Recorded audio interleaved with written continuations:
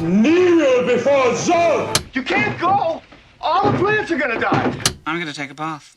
Bad dates. I'll alert the media. Boys, keep off the moors. It's evil! Don't touch it! The name's Pliskin. No more hangers!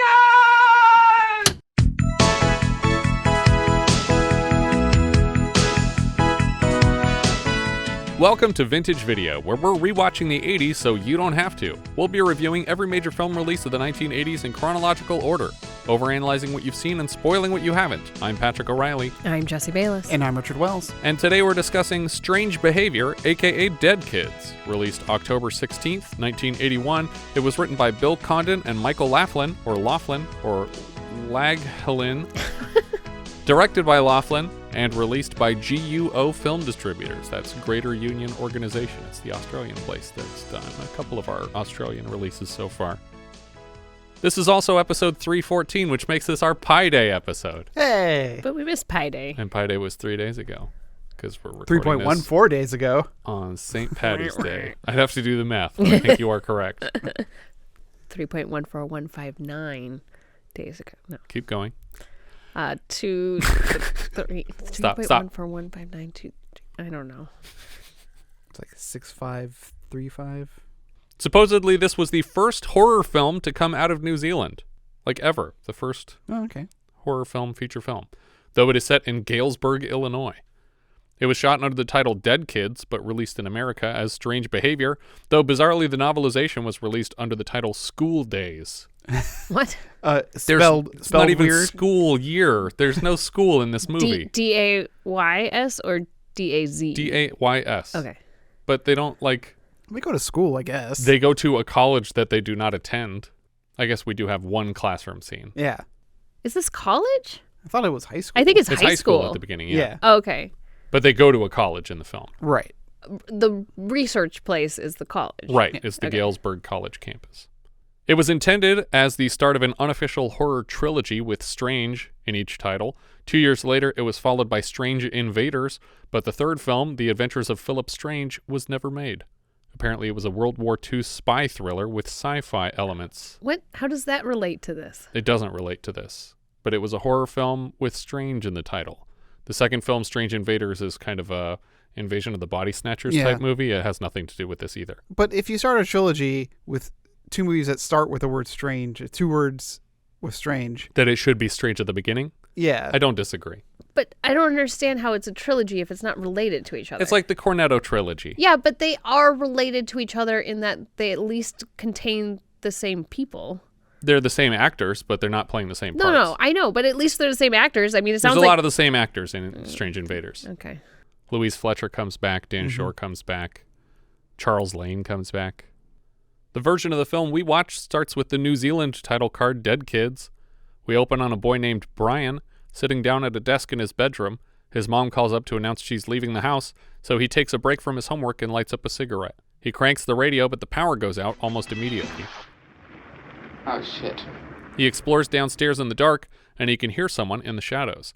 He lights a candle and gets distracted making shadow puppets in the kitchen as someone sneaks up behind him. The second shadow stabs him several times in the head, and we see the face of the killer as he blows out the candle. This is the last time we'll see this person in the film. Yeah, exactly. Well, as last time we'll see either of them. That's true, yeah. yeah By the way, the kid who got stabbed in the head is Bill Condon, the guy who wrote the movie. Academy Award-winning Bill Condon. Yes. He directed the Beauty and the Beast remake, Bill Condon. Really? Yeah. Same guy? Yep. The kid who was making shadow puppets here just got stabbed to death. They're not even good shadow puppets. No, well, that explains a lot about the Beauty and the Beast remake. It's basically the same art form. He's like, I want them to look like this. And he's like, I can't tell what that is. But you would think, Let's just get Emma Watson. I don't know what he's doing. I feel like you don't put shadow puppets in your random scene unless it's like, oh, this guy's got this weird hidden talent of like shadow puppets. You know what's funny is that the first kill in Strange Invaders also involves shadow puppets on the wall. Yeah. It's another scene at the beginning where a person's exploring a house and there's shadows on the wall that indicate the person's getting killed. We cut to John Brady, played by Michael Murphy, being roused out of bed in the morning. He's quickly on the phone with someone, and he and his teenage son Pete Brady fight over the use of their one small bathroom. And for some reason, Pete's just walking around the house, just fully dong out, wandering around naked. The lights flicker repeatedly in their home. Dad tells son that he needs to get out of town and get the real college experience elsewhere, but Pete would rather apply right here in town at the local college. Also, he's trimming his toenails at the kitchen table. And he's not even like making an effort to catch or check. No, the he's flicking them off over his shoulder after it's just like, ugh. I feel like this is to indicate that there is no mother in their life. Yeah, but then a mother walks in. Yeah. I mean, a mother of sorts. Yeah, but she's not the mom. Yeah, not the mama. And then Pete hits her over with the head of the frying pan. That does not happen in the scene. That's later. No, that doesn't happen at all. Over breakfast, they speak with Mrs. Haskell, who I guess is their housekeeper. I guess she's the housekeeper to the whole town of Galesburg. Yeah, exactly. Like she seems to indicate that she picks up groceries and delivers groceries all over the neighborhood. Yeah, but she doesn't like clean the house. She's just delivering groceries, but he's complaining about how dirty the floor is, and she's like, you haven't even seen a dirty floor. And it's like, who are you again? What is your job? There are multiple women in this movie who take care of guys, and I am confused about this. Mm-hmm. Well, it's like they're in like a commune situation, because they live in a house that has like, it's a house from the outside, but inside there's multiple living spaces. I mean, it's like a duplex. That's a thing that used to happen, and there used to be... But they share all the space. Like, the people just walk in and out of each other's apartments. Right, but then there used to be situations where like you would let out those rooms, and then there would be a woman that would essentially be the caretaker of the home, right, and would cook all the communal meals and all that stuff. Like, I don't think that that's the weird part, but the fact that there's multiple families that have women taking care of them that aren't their like wife or mother, it's just weird. So the chief of police needs everyone to check in and take care of his house for him. Mm-hmm. She mentions another house she works at, the Hoffmans. She's been hired to buy their groceries, and apparently they've left their children home alone during an extended trip, and they never eat anything she buys. Both father and son leave the room while she's still complaining about it. Well, she says they only eat Twinkies. It's like, are you buying the Twinkies? Yeah. Because if you're buying them Twinkies... It's your own fault. Yeah. Or if they're constantly out of Twinkies, then maybe they're not eating.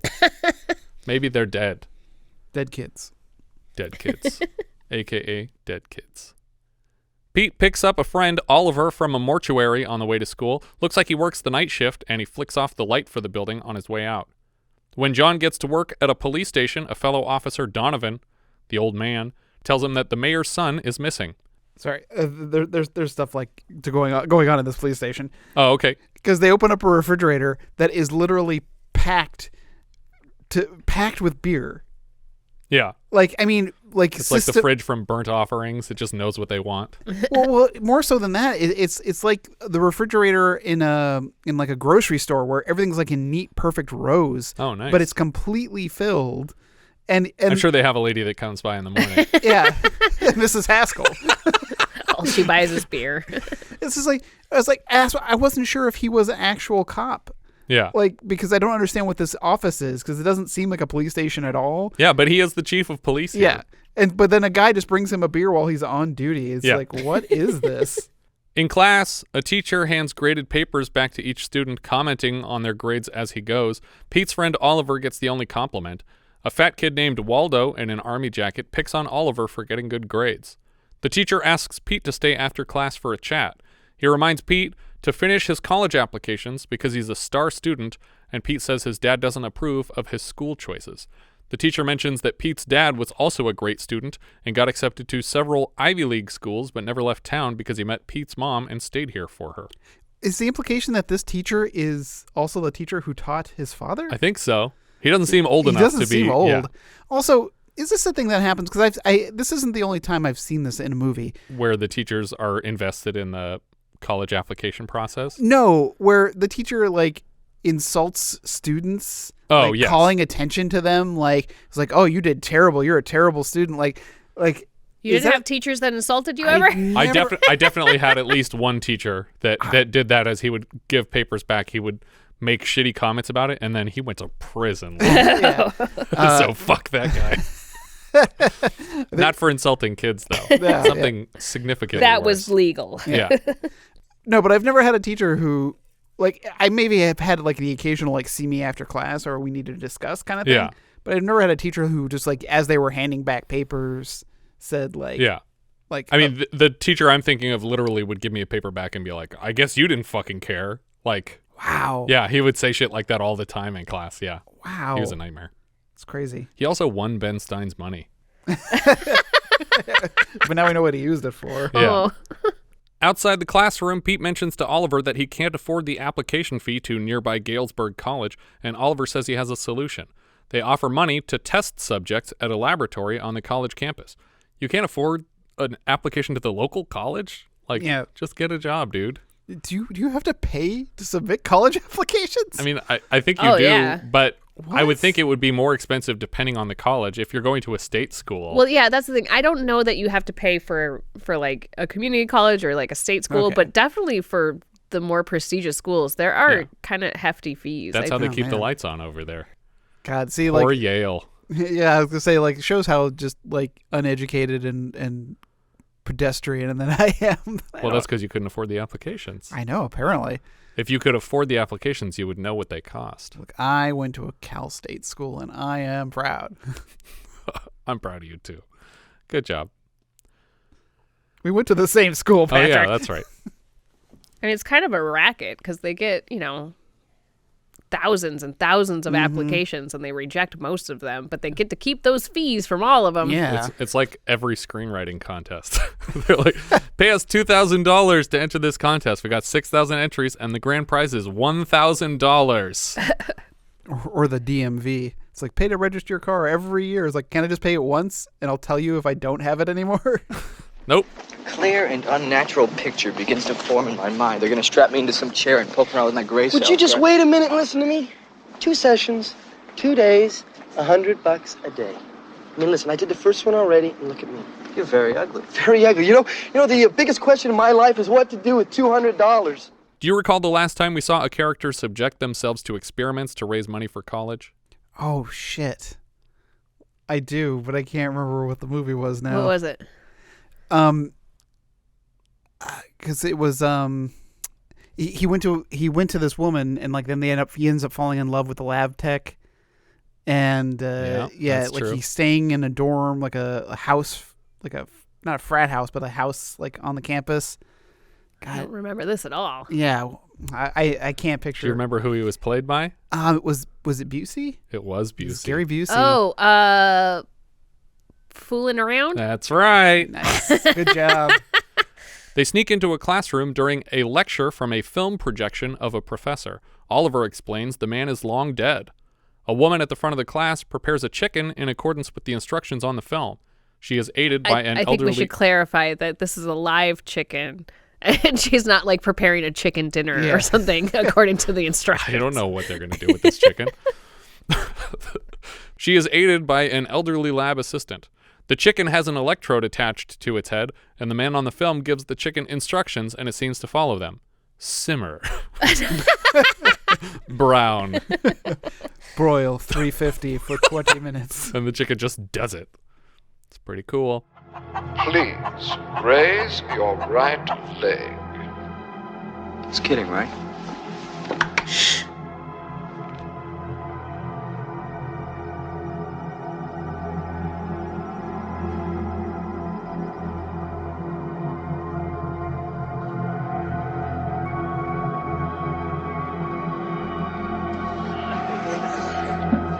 Raise your left leg. Now raise them both. Ah, stupid chicken. Look, he fell over. He doesn't tell the chicken to put his leg down. So, like, this chicken... Oh, that's true. This Oh, chicken, Simon didn't say stupid fucking chicken. That's what I was thinking. I'm like, if the chicken was... So, okay, there's one of two things happening here. Either the chicken is smart enough to know that it has to put the one leg down before it lifts the other leg, or it will fall over. Yeah.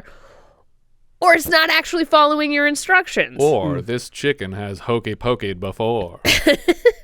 The shocked students applaud the ghost of the professor, and the class is excused. After class, Oliver approaches the scientist woman, Mrs. Parkinson, and announces that he has brought her another subject as requested. Parkinson recognizes Pete's last name and asks if his father, John, knows he signed up for this. No, that's the idea. Okay, good.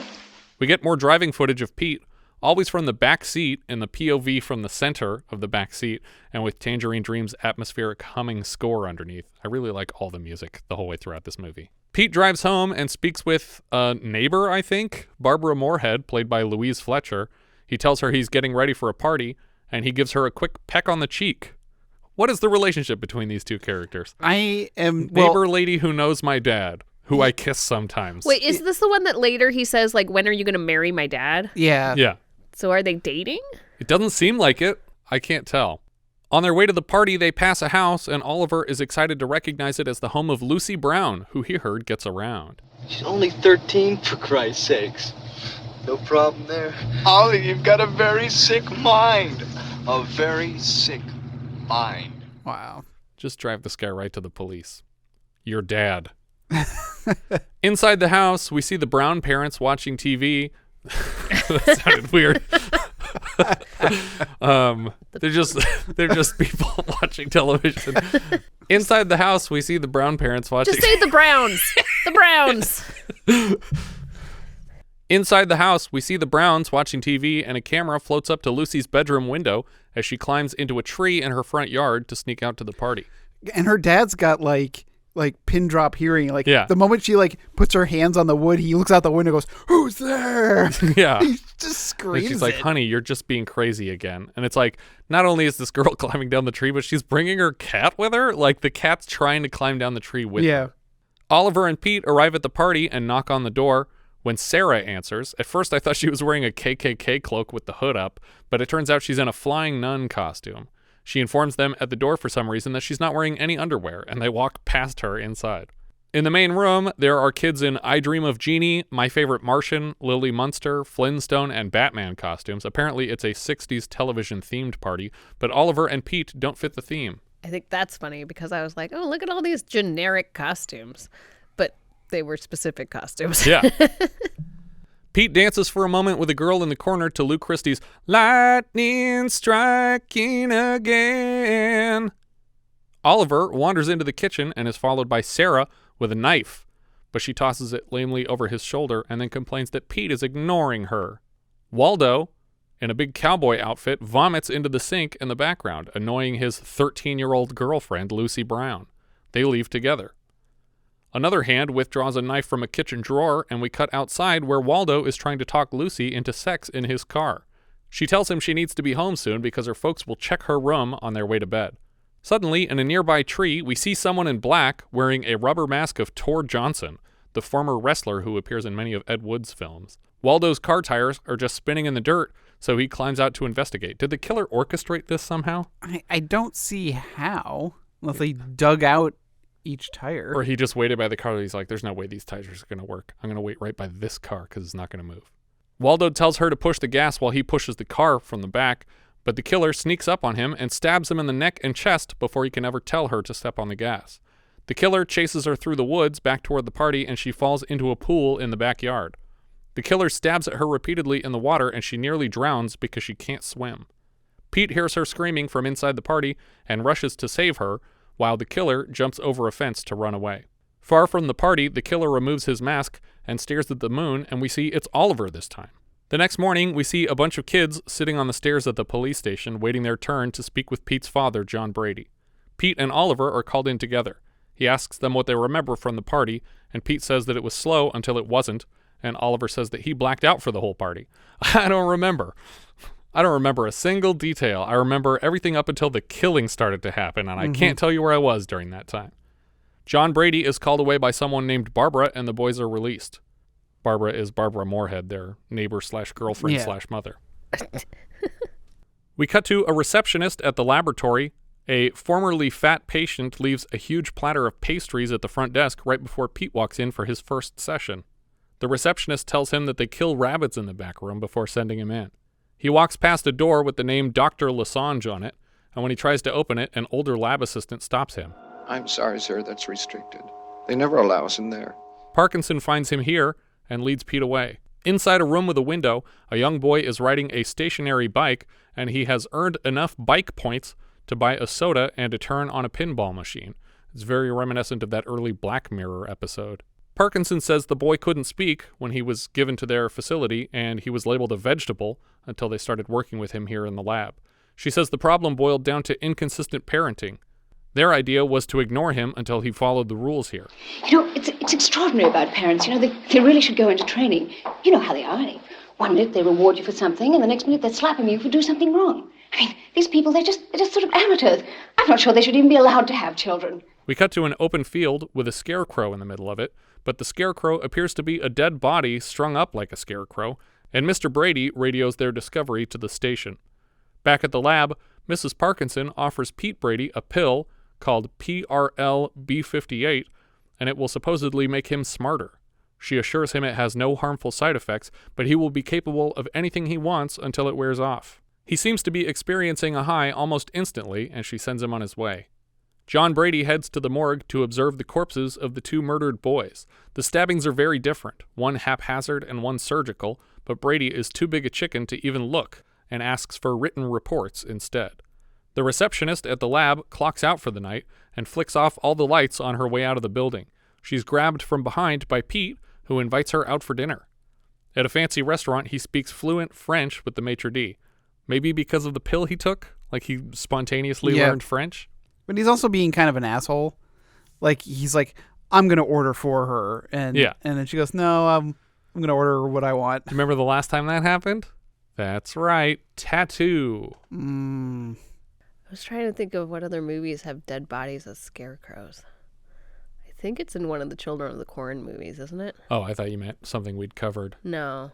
It just seems familiar to me. Yeah, it seems like something they do in one of those. I've never seen any of the Children of the Corn movies. The girl tells Pete about some of the experiments she's seen at the lab.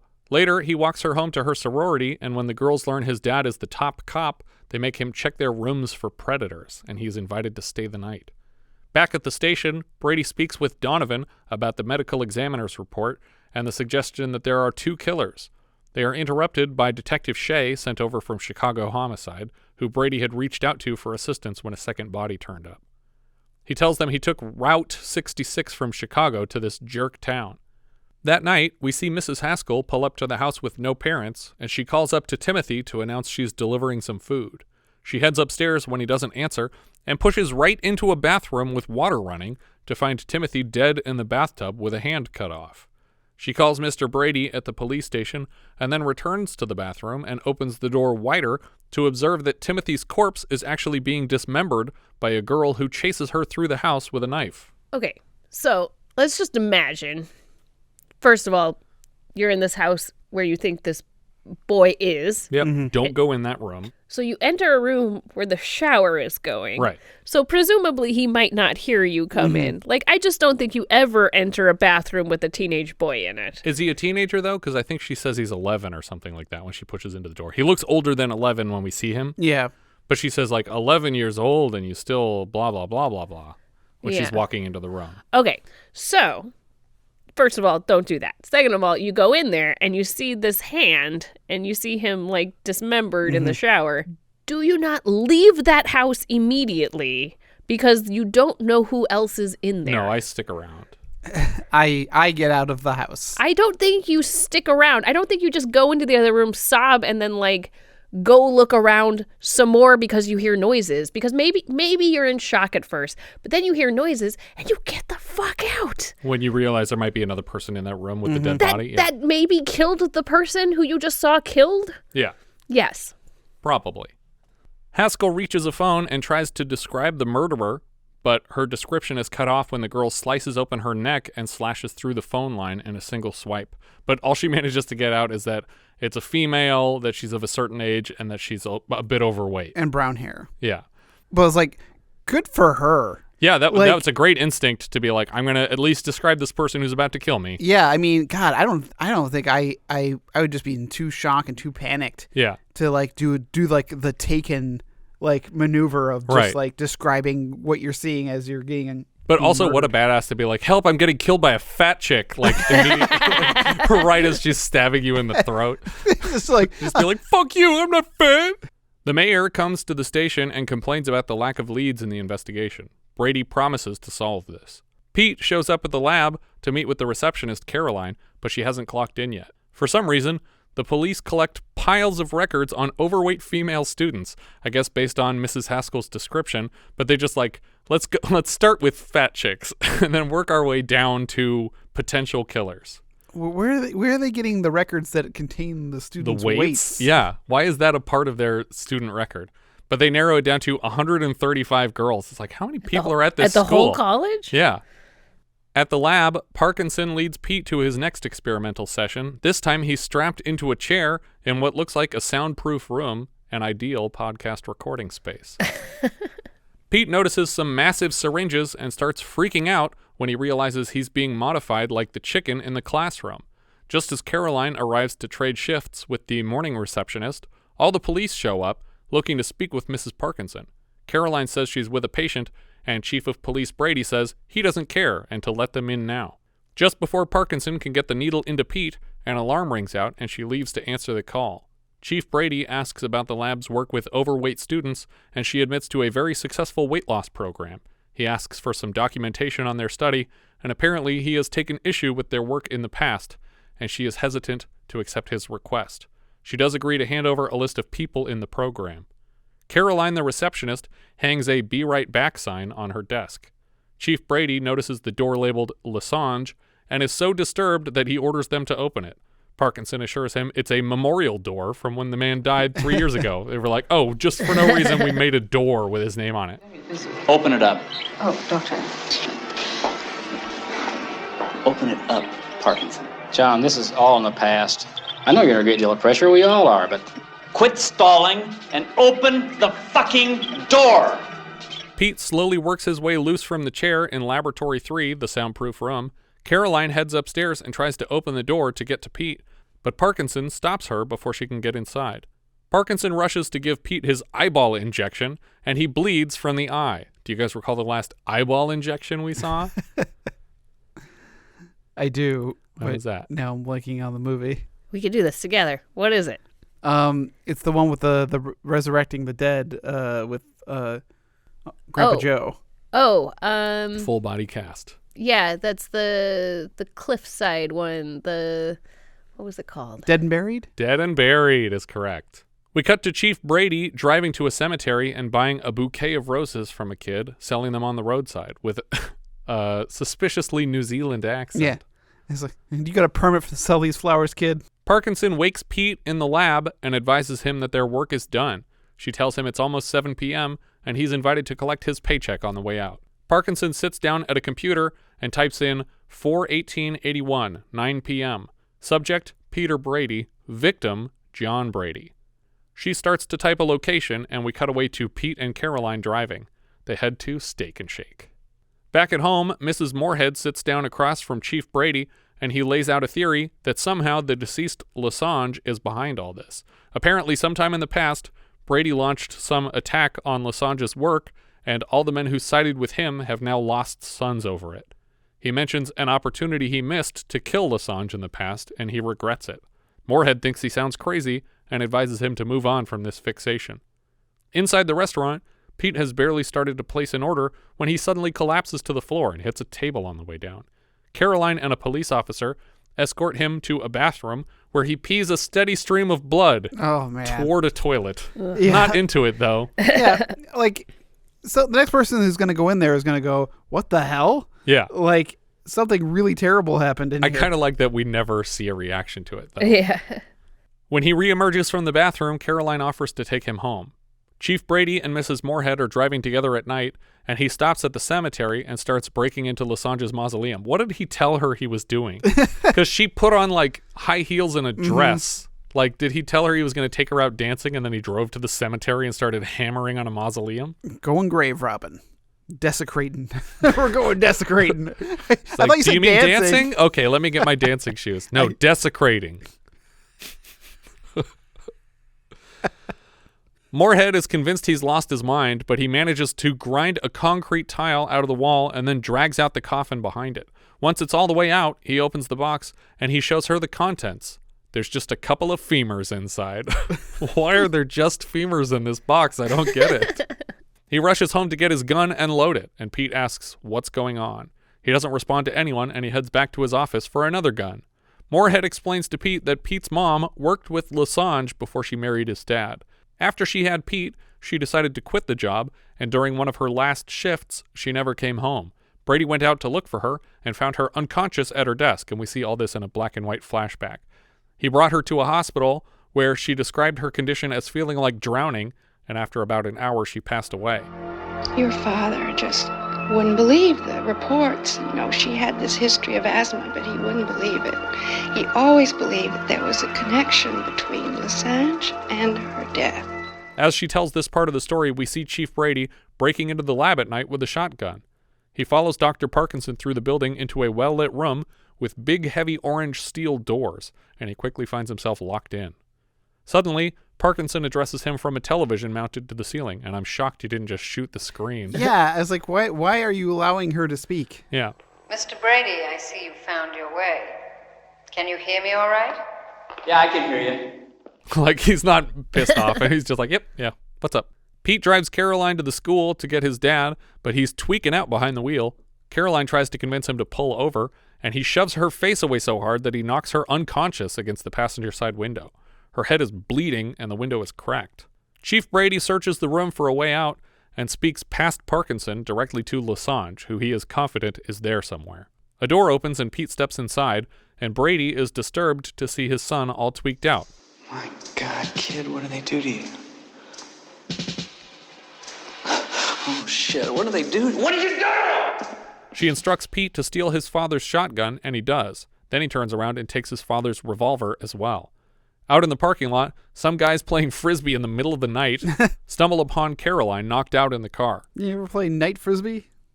No, I guess not. Back in the locked room, Pete forces his father into a small silver chair and binds his hands behind his back.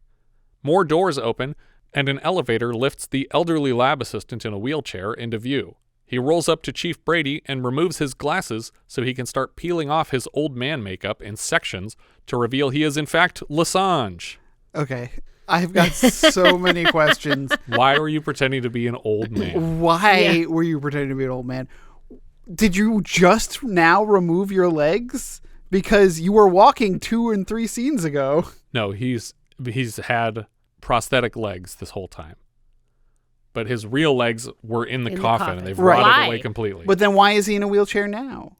I don't know. And he makes some kind of a comment like he had to pay for his life with legs. Yeah. It's like, what does that mean? Did like the coroner found just legs and was like, yes, this is the whole person. Yeah, let's bury it. This has to be him. It has to be at least 25% of the person. This counts.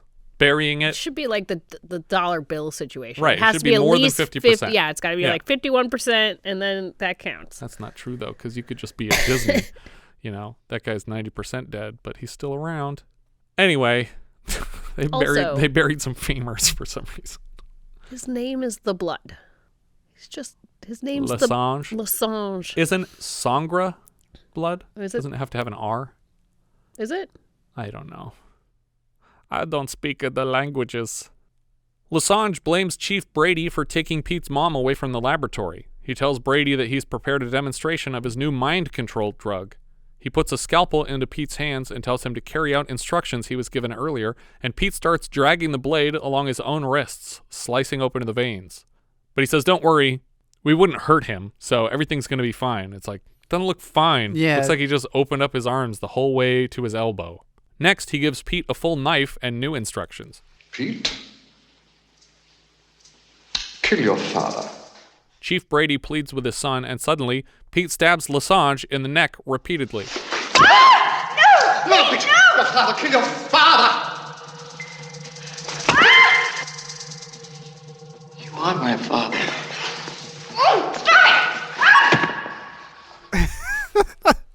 I was laughing so hard.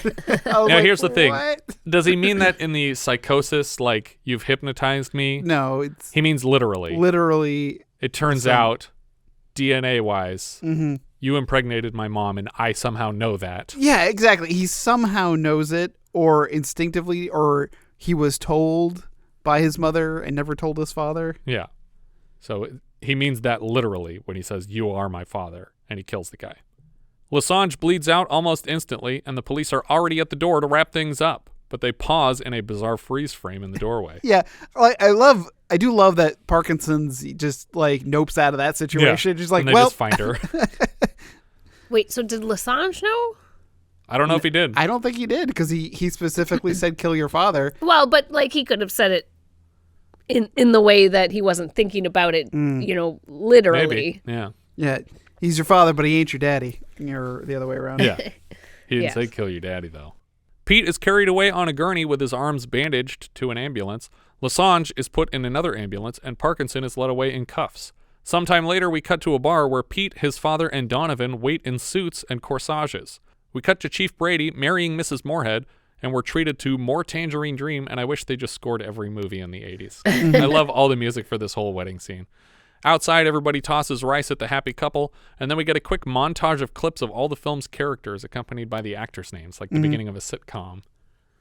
Too many cooks. This is what I like about really like independent films that are like borderline outsider art, is that they do things like this where you're like, I guess that's a thing people do, but they don't do it on this kind of movie. Like that's a weird choice to end with, but I like it. And that's the end of the film. I guess everything's okay. Everything's great. Like, do they know who was involved? Because there was at least 2 other kids committing murders. Right. Or 3. Yeah.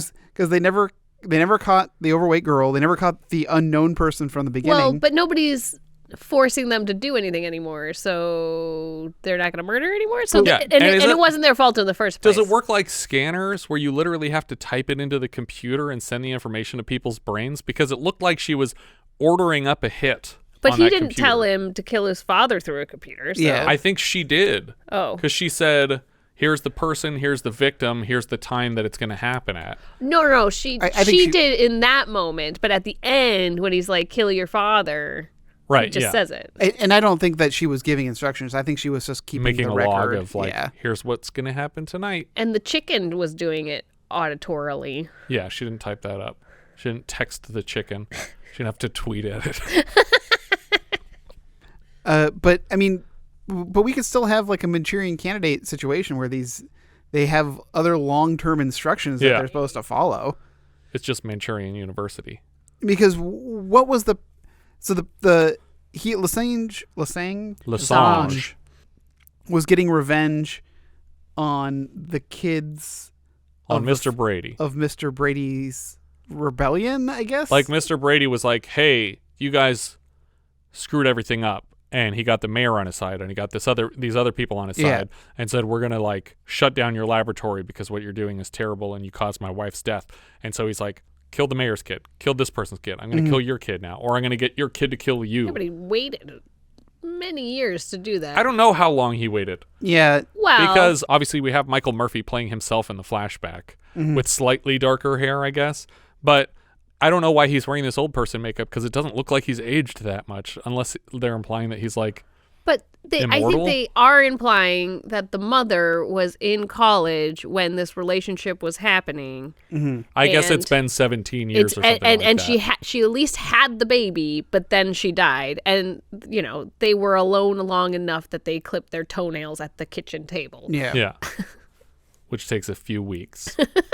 And then the son was able to graduate from high school. So that takes some time too. Yeah, it's weird. I like it though. I kind of like it. I'm good. I'm going to give it a thumbs down. I give it a thumbs up. That's a thumbs down for me. It's not going to be ranked super high, but it gets a thumbs up because it's fun. And I really like this cast. I think it's a weird collection of people that I'm surprised were in this movie for like an almost nothing budget Australian film. Yeah, because I mean, I love Michael Murphy and I love Louise Fletcher. I feel bad for Louise Fletcher because she's like an Oscar winner at this point, right? I don't know why she's in this. Yeah, but she did a lot of this stuff in the 80s. Did she? Yeah, because like Toby Hooper's Invaders from Mars. She's also in Strange Invaders. Yeah, and Firestarter. She's in all these kind of weird. Firestarter is at least like a Stephen King adaptation, which was high profile at the time. But she's only in like maybe 10 minutes of the movie. Yeah, her and Art Carney play a married couple. But her part in the sort of sequel to this, Strange Invaders, is also very small and seemingly unnecessary. But I have no desire to ever watch this movie again. Yeah, I'm with you there. What are we thinking Letterboxd? I have it pretty low. I have it at 138 out of 146. It is below Full Moon High, but above So Fine. I have it at 138. Oh, good call. That's where it belongs. But I have it below Secondhand Hearts and above The Prowler. I have it at 119, where it belongs, which is just under Student Bodies and just above The Four Seasons. Our director here was Michael Laughlin. 2 years later, he directs Strange Invaders. He also produced Two Lane Blacktop. The writer here was Bill Condon. He wrote and directed Gods and Monsters. He wrote Chicago. He wrote and directed Kinsey. He wrote and directed Dreamgirls. He directed the last two Twilight movies and the Beauty and the Beast remake. He also plays Brian Morgan in this film. That's the first victim, the mayor's son, and the weird dead scarecrow. The music here comes from Tangerine Dream. Before this, they scored Sorcerer. We've heard their work in the soundtrack to Thief, and they also provide scores for Legend, Firestarter, The Keep. Another connection to Firestarter. Yep. Cinematographer Louis Horvath previously DP'd Black Samurai and Cinderella 2000. He's back for Laughlin's next two films. The editor here was Petra von Olfen, who's just credited as Petra, and they are the sound editor on Dazed and Confused as well. Michael Murphy played Chief of Police John Brady. We've seen him so far in MASH and An Unmarried Woman. We'll see him next in Cloak and Dagger, and later he returns in Shocker, Batman Returns, Clean Slate, Magnolia. He also showed up in Path to 9/11, directed by our friend Cyrus Narasta. Louise Fletcher played Barbara Moorehead. She's Grandma in Flowers in the Attic, Helen Rosemond in Cruel Intentions, and Kai Wynn in 14 Star Trek Deep Space Nines, but she is definitely best known for her Oscar-winning portrayal of Nurse Ratched in Milos Forman's One Flew Over the Cuckoo's Nest. She was only in 14 DS9 episodes? Yeah, apparently. God, she was such an amazing character on that series. Did you know that Q is only in 4 episodes of Star Trek? That's not true. No, it's not true at all. Yeah. No, he's in a bunch. Dan Shor played Pete Brady. We've seen him in Wise Blood and Backroads so far. He's back next season as Ram in Tron, and later he's Billy the Kid in Bill and Ted's Excellent Adventure. Fiona Lewis played Gwen Parkinson. She's Susan Charles in The Fury, and later she's Dr. Margaret Kanker in Inner Space. Arthur Dignam played Dr. Lessange. He's a Baz Luhrmann regular with appearances in Moulin Rouge, Australia, and The Great Gatsby. He also appears in a 1987 film called Ghosts Can Do It, not to be confused with 1989's Ghosts Can't Do It. Oh, God. There are 2 films with that title, although I get the impression that the 1987 film was released as a different title first and then changed the name to Ghosts Can Do It as an answer to 1989's Ghosts Can't Do It. Even though it came out first. Even though it came out 2 years earlier. I think they re-released it with a new title specifically so they could put it next to the other movie in video stores and people would be like, get what confused. Is this? Yeah. Because can is all caps and the title Ghosts Can Do It, so it sounds like it's disagreeing with something. Apparently Klaus Kinski was offered this part first and for the doctor role, and he turned it down. Makes sense to me. It makes sense to me because he's only in like 2 scenes, and that's what Klaus Kinski likes to do. It's just show up for a weekend. And be weird. Dey Young played Caroline. She was Kate Rambo in Rock and Roll High School. She's a waitress in Spaceballs. She's Amy in Running Man, Mrs. Cassidy in The Serpent and the Rainbow, and Detective Harrison in an episode of Baywatch Nights. We'll get there, don't worry, folks. Marc McClure played Oliver Myerhoff. He's Dave McFly in Back to the Future. We saw him last as Jimmy Olsen in Superman, and before that as Heavy Duty Dubois in Used Cars. Scott Brady played Shea. That's the detective from Chicago or wherever. He was Sheriff Frank in Gremlins. Charles Lane played Donovan, the older cop. He has hundreds of credits dating back to 1930. He was Nosy in Mr. Smith Goes to Washington. He was Henderson in You Can't Take It With You, and a real estate salesman in It's a Wonderful Life. He lived to be 102, passing away in 2007. He's also an airport manager in It's a Mad, Mad, Mad, Mad World. He voices the lawyer in Aristocats. Ta-ra-ra-boom-dee-ay, ta-ra-ra-boom-dee-ay. And we saw him last season as the grandpa in Little Dragons with the little ninja kids. Yeah. Elizabeth Cheshire played Lucy Brown. We saw her last as Bonnie Stern in Airport 77. That's the little girl who gets to go on the plane because her class drew a picture. After that, she's Darcy Dumar in Melvin and Howard, the daughter of the titular Melvin character. Terrence Donovan played Mr. Brown, one of the parents downstairs. He played one of the cops during the Consider Yourself musical number in Oliver. We also had him as Captain Hunt in Breaker Morant last season. Yeah. All these Australian things. Yeah. Nagila Dixon played a dancer at the party. She's an Oscar winner for costume design on The Lord of the Rings: Return of the King. Marc Hadlow played a dancer at the party. He was Dory in the Hobbit movies. He's also in Meet the Feebles and King Kong for Peter Jackson. And Peta Rudder played another dancer at the party. She was Udonna, the White Mystic Ranger, in 32 episodes of Power Rangers Mystic Force. That's all the credits I have for this one. I have a couple of side notes because I was looking at the producers. Oh, okay. And I recognized a couple of names. One, John Daly, only because he was the director of a film that my company produced back when we were producing films with a film called The Aryan Couple with Martin Landau. And the other producer I only know mostly as an actor, David Hemmings. Right, yeah. Yeah, he's got this really great voice. Didn't we just have him in something? Did we? I think he was in Just a Gigolo, and he might have directed Just a Gigolo. Yeah, he played Captain Herman Kraft in Just a Gigolo. Yeah, and he directed it. I think that's everything for Strange Behavior. If you have any thoughts you'd like to share, we are Vintage Video Pod on Twitter, Facebook, Instagram, YouTube, and Letterboxd, where, as I've said before, you can find each of our full movie rankings for the year. We can also be found at vintagevideopodcast.com. We also have a Discord. You can join the 24/7 movie chat and share your thoughts on episodes past, present, and future at vintagevideopodcast.com/Discord. And if you're listening on YouTube, don't forget to subscribe. What's that sound? We got one! That's right, it's a new patron, Michael Burgett. As a patron of the show, Michael now has access to 38 70s reviews and 40 minisodes. Thanks so much, Michael, for supporting the show. Thank you so much for listening, and I hope you'll join us next time when we'll be discussing Nightmare, which IMDb describes like so. A mental patient embarks on a murder spree upon escaping from an institution. We leave you now with the trailer, if there is one, for Nightmare. Prepare yourself for the most intensely shocking motion picture of our time. Nightmare, the motion picture everyone is talking about. Hello, Steve?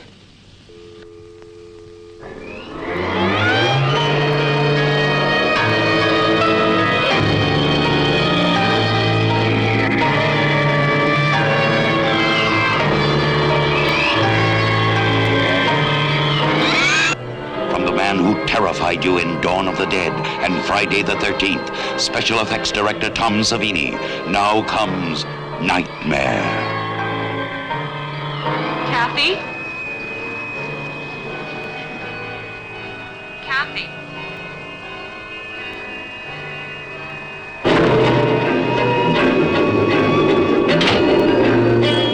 Terror will surround you.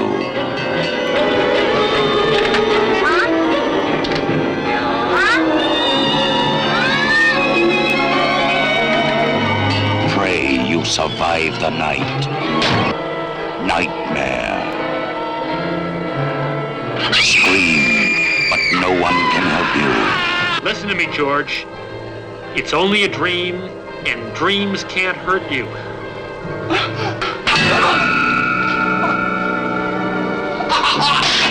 Are you there, George? Daddy! George, don't hang up! Where do you go when there's no place to hide?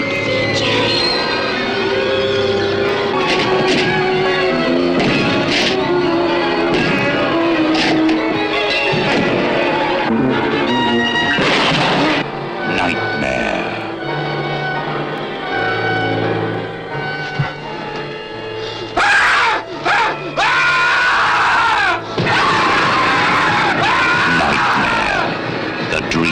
Can't escape. Alive. No one under 17 will be admitted. From 21st Century Distribution, coming soon. You're listening to the trailer for Bad Movies Rule, and lucky you are about to start a journey of epic proportions. Epic proportions. That's right. This is a podcast. I mean, the name is on the can. You know what's in the box, right? We're talking about bad movies. Bad movies, the rule. Well, sometimes, right? So these aren't films, and sometimes people will see the movies on our list and they'll go, how dare you talk about that movie? That's not a bad movie. Yeah, right. Well, we just talk about bad in the sense that maybe the critics ignored it, right? Or it didn't get any awards. Sure. Like the movies of the common people. This is a blue-collar podcast. I mean, we've got plumbers, shoe salesmen, mechanics. We've got, what does Joe do? No one even knows what he does. We've got a furniture mover. He moves furniture. That's right. We have also been filmmakers ourselves. We've made many independent films, and this gives us a soft spot for some of these movies out there. And I think you're going to have fun listening to us talk about it. And by the end, you're going to know if it's bad. Is it a bad movie, full stop? Is it a bad movie that rules, or is it actually straight up a good movie? There are some good movies out there. And so we'll see, and you guys are invited to come along with us, pick apart each one of these things, and some we'll put back together, and some we're just going to leave in a pile behind us. I can't wait. Awesome. Well, we hope you guys are going to join us, and we appreciate every single one of you. Thanks for coming along.